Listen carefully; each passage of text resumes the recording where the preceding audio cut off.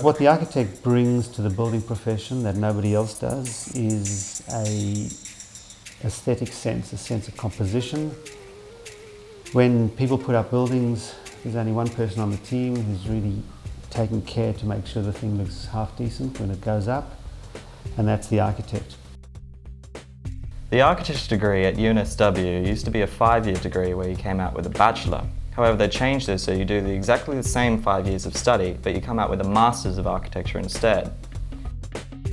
The architecture degree is split into a number of core courses as well as electives. These core courses focus mainly in design, but they also include computing, which involves CAD, as well as things like history and theory, construction and engineering. We teach 5 core courses in history and theory of architecture, and we offer 28 courses in all. In other words, we have 23 electives. This is among one of the largest collections of electives in the world. In the history and theory courses, we think that it is not very important for people to do rote memorization of facts. And so we by and large don't have exams that test people for their memory. We have assignments that relate whatever we do in history and theory to skills useful for architectural design and for graphics. This probably makes it more interesting for people, I think. And the assignments are not usually involving a huge quantity of writing. We don't have a fixed list of architects and movements that we have to teach. We tend to do whatever we like, whatever we find interesting. History and theory is not pursued as abstract ideas. We show a lot of images and we look in detail at the images.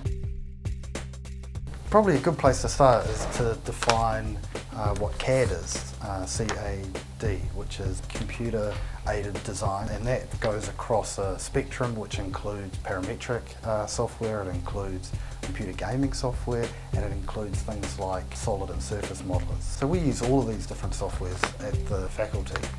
We try to use software that connects geometry with materiality, with space, with form, and with people. And that's where the computer gaming technology comes in. We use games that you're probably really familiar with, things from your Xbox and your PlayStation 3, from your PC. We'll be using games like Unreal Tournament and shoot 'em up games, first-person shooter games. We use that to help clients understand how to move through and experience their space in real time.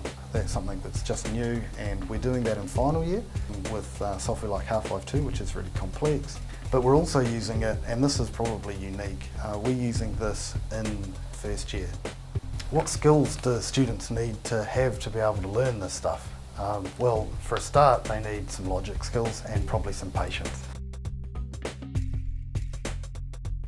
The main thing we do as architects is that we design. We do drawings, we do sketches, we do accurate drawings so people can translate our ideas into reality. We make models so that we can look at the three-dimensional shape and form and functioning of what we're proposing. Creativity is not something that floats in mid-air, or it's not something that's very abstract. You can actually break it down into smaller parts and analyze it, and then reunite it into one whole in your design.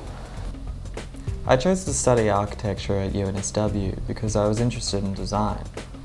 It's been challenging, however I do feel that the degree pushes you to your potential in a variety of areas. What sort of people should study architecture? I think anybody with a broad interest in the way society functions and the way buildings are part of the cultural expression of a certain society. I think you need to be comfortable with the idea of drawing, and you need to like buildings.